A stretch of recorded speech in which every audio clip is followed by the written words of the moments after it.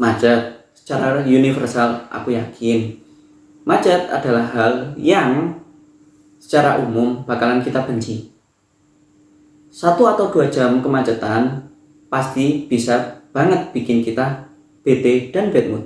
Tapi apa jadinya kalau kita sampai macet-macetan lebih dari beberapa hari? Kita bakalan bahas di Ensiklopedia Random.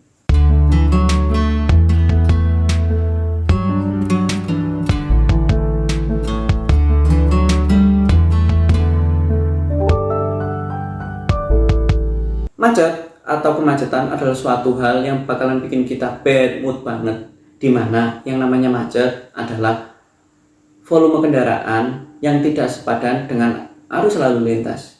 Dimana volume kendaraannya terlalu tinggi dan arus lalu lintas yang sangat lambat. Yang biasa terjadi adalah 2, yaitu macet dimana padat merayap, yaitu kemacetan dimana mobil kita bisa berjalan tapi sangat pelan dan sering berhentinya. Atau macet total di mana pergerakan kendaraan kita nggak ada sama sekali.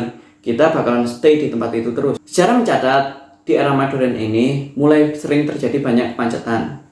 Hingga banyak rekor-rekor yang tercipta untuk masalah kemacetan ini sendiri. Beberapa di antaranya yaitu 1. Di Brasil, macet paling panjang hingga sampai ratusan bahkan hampir 1000 km. Dan yang kedua adalah yang bakalan kita bahas, yaitu kemacetan paling lama di dunia, yaitu hampir selama 2 minggu. Kita membahas kemacetan yang ada di negara Tiongkok atau Cina. Kemacetan ini terjadi di tahun 2010. Tahun 2010, di mana Tiongkok sebagai negara yang sedang maju-majunya di era perekonomian harus diimbangi dengan pola mobilisasi yang sepadan. Namun realita di lapangannya tidak sesuai seperti itu, di mana pada tahun 2010 tersebut volume kendaraan yang sangat tinggi masuk bebarengan menuju pusat ibu kota yaitu Beijing. Namun tidak seimbang dengan panjang jalan sehingga terjadi suatu kemacetan yang sampai memecahkan rekor dunia, di mana macet ini terjadi selama 11 hari. Ya, teman-teman nggak salah dengar sih, 11 hari kemacetan tanpa ada pergerakan dari mobil mereka yang terkena kemacetan. Yang menjadi cukup unik adalah kemacetan ini sangat luar biasa terjadi di jalan tol, di mana penyebab kemacetan ini adalah proses pembangunan infrastruktur yang ternyata menjadi salah satu faktor utama dalam penyebab kemacetan ini.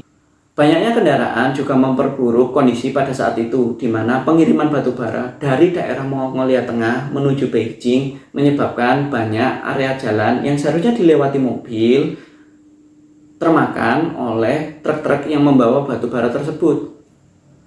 Hal ini menyebabkan ruas jalan yang harusnya diisi beberapa mobil akhirnya hanya diisi oleh beberapa truk saja. Tentu hal ini menjadi suatu mimpi buruk bagi pemerintah Tiongkok pada waktu itu, di mana kita tahu apabila suatu negara atau kota tidak termobilisasi dengan baik, perharinya mereka akan mengalami kerugian. Bayangkan berapa banyak kerugian yang dialami oleh pemerintah Tiongkok pada waktu itu, di mana Beijing sebagai ibu kota dan salah satu kota paling aktif di negara Tiongkok harus tertahan mobilisasi penduduknya selama 11 hari. Dan juga kita bakalan bayangin bagaimana perasaan orang-orang yang ada di dalam kondisi tersebut, di mana mereka harus tertahan selama 11 hari tanpa bisa kemana-mana. Memang kemacetan ini tidak membuat mereka tidak bisa keluar dari mobil atau kendaraan mereka. Namun tentu perasaan was-was dan khawatir apa yang akan terjadi ke kendaraan mereka membuat mereka harus bertahan di situ selama 11 hari.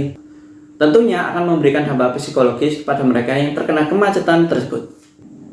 Namun tindakan cepat dari pemerintah Tiongkok, meskipun sudah terjadi 11 hari kemacetan yang cukup luar biasa, di mana sampai sekarang itu menjadi rekor kemacetan terlama di dunia dengan panjang sekitar 100 meter atau 50-an lebih mil, merupakan rekor kemacetan terlama yang sampai sekarang belum terpecahkan. Kemacetan di Tiongkok tahun 2010 ini sekarang masih menjadi rekor kemacetan terlama di dunia, di mana panjang dari kemacetan ini memang hanya sekitar 100 km atau 50 lebihan mil. Namun hal ini menjadi luar biasa, di mana hampir mencapai 2 minggu orang terjebak kemacetan. Tindakan responsif dari pemerintah Tiongkok meskipun tidak bisa disebut sebagai upaya cepat, namun berhasil mengurai kemacetan yang sudah terjadi berhari-hari, bahkan belasan hari ini. Hal ini bisa membuat kita berkaca kepada Jakarta, di mana Jakarta sebagai ibu kota juga sering terjadi kemacetan. Semoga saja tidak sampai terjadi kemacetan yang berhari-hari seperti di Tiongkok tersebut. Sekian, terima kasih. Silakan klik tombol like dan subscribe apabila konten ini menghibur, dan semoga ini menjadi konten yang informatif. Dan jangan lupa klik tombol notifikasi untuk mendapatkan update terbaru dari Ensiklopedia Random. Sekian, terima kasih.